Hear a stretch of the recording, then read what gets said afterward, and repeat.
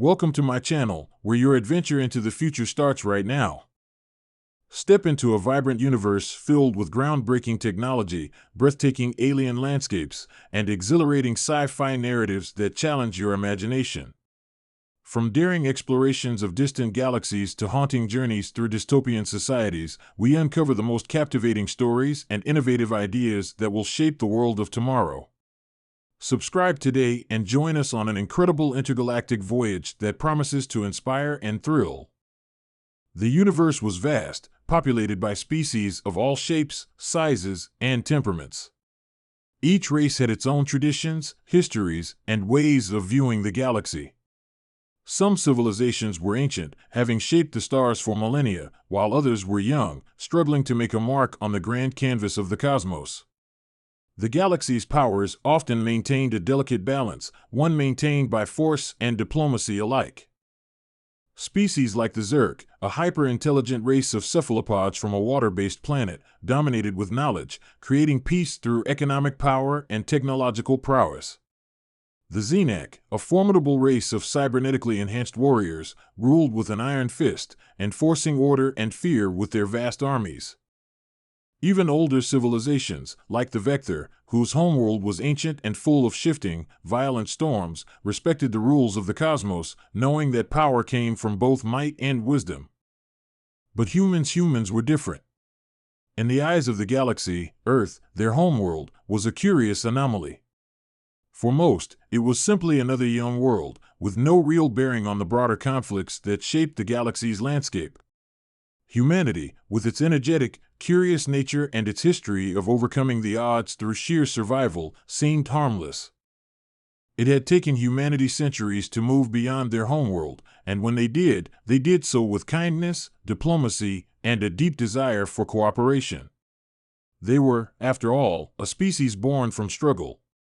Their homeworld was a place where every moment was a challenge. Giant predators, unpredictable ecosystems, and natural disasters were constants. But instead of succumbing to this chaos, humanity had thrived. They didn't just survive Earth's dangers, they learned from them. But even so, Earth's deathworld nature had made them fiercely independent, and as they ventured out into the stars, they carried that fierce independence with them. In the beginning, their journey through the galaxy was a peaceful one. With their newfound technologies, humanity made its first tentative steps into interstellar diplomacy. They weren't the most powerful in terms of firepower, but they were innovative and clever, and their approach to peace was something the galaxy had rarely seen. They were full of goodwill, offering trade agreements, sharing technologies, and attempting to connect with species who had never known such cooperation. But this approach was not universally accepted. The older species, the ones who had spent thousands of years building their empires, saw humanity's politeness as a lack of resolve, a weakness in their character that could be exploited. They considered humanity's attempts at diplomacy naïve and believed they could easily manipulate Earth's citizens into serving their own purposes. The Xenak, with their ruthless, highly organized war machines, looked at humans as a commodity, something to be utilized for their own gain. The Krivak, a proud and savage species known for their brutal tactics, looked down upon humanity's willingness to settle disputes with words. To them, true strength could only come from showing no mercy. The Varric, a vicious race whose philosophy revolved around conquest, saw humanity's kindness as a sign of vulnerability, a vulnerability they could use to their advantage. What followed were subtle acts of manipulation, small betrayals, and broken promises. Earth's fledgling colonies and the human systems began to face a growing number of threats: pirates, thieves, and, worst of all, the quiet sabotage by those very galactic powers that humanity had once extended an olive branch to. Some began to see humans as naïve fools who would never fight back, not when they could simply talk their way out of problems. And the older races, the ones who had known nothing but war, began to take advantage of humanity's good intentions. Yet, humanity persevered. In the face of adversity, they continued to offer peace, to negotiate, to speak of diplomacy. They formed alliances where they could, hoping to create a galaxy of unity, despite the growing cynicism around them. They were adamant in their belief that there was always a better way, a way that didn't involve violence. It was the Trivac, a race of predatory and hyper-violent conquerors, that ultimately became the catalyst for humanity's ultimate change. The Trivac were well known for their brutal empire, which spanned countless systems, and their relentless, no-mercy approach to expansion. They had crushed species into subjugation, wiping out entire cultures and leaving only ashes in their wake. But the Trivac, like so many before them, failed to understand the true nature of humanity. They mistook humanity's diplomacy for weakness, and they believed that the humans, like the others they had conquered, would eventually bow to their superior strength. The Trivac made the first major miscalculation when they initiated a series of attacks on a human-controlled star system. They began by launching strikes against human settlements, targeting civilians, and decimating infrastructure, all under the guise of a peaceful intervention. Their goal was simple: force the humans into submission through fear and intimidation.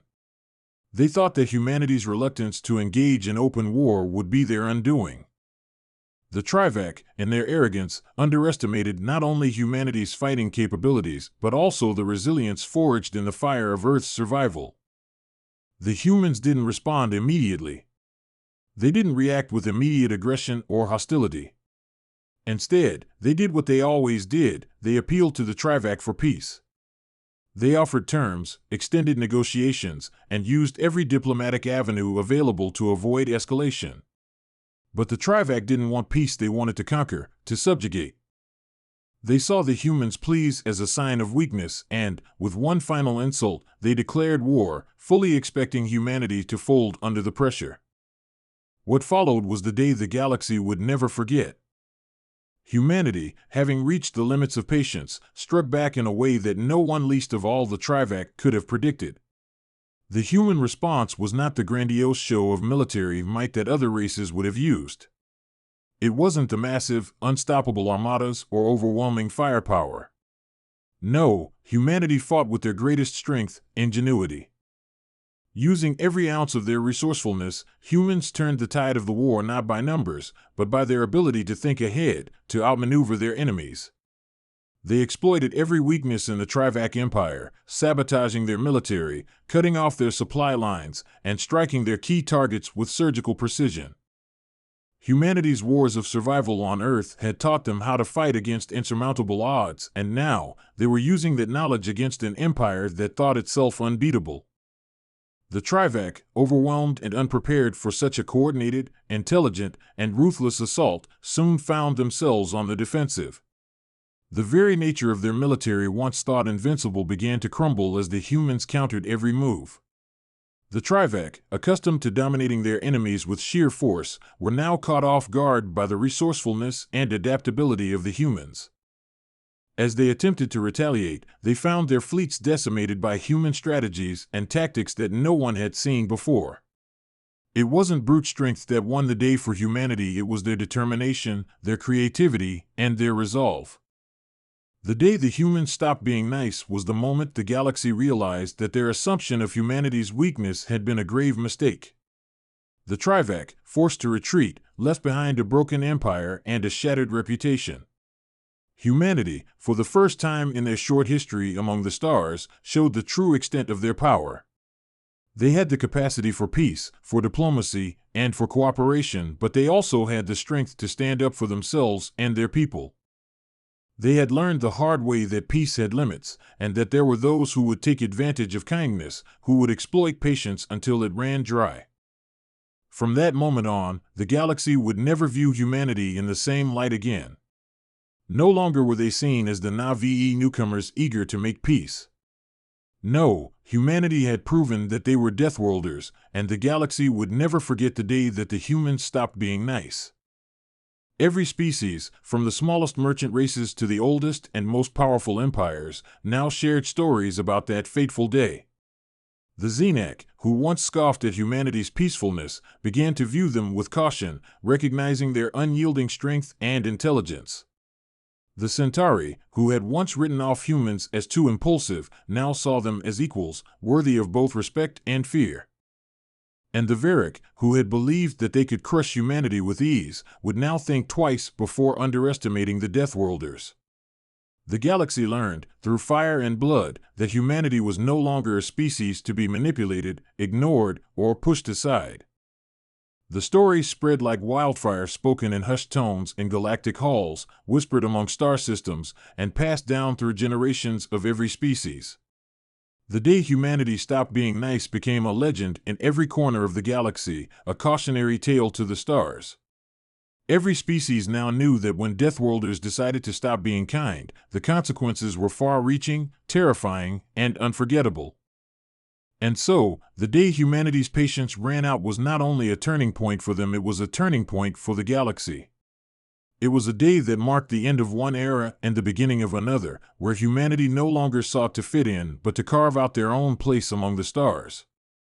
And every species would remember that day, because in the end, no one would ever forget the moment when the Deathworlders decided to stop being nice.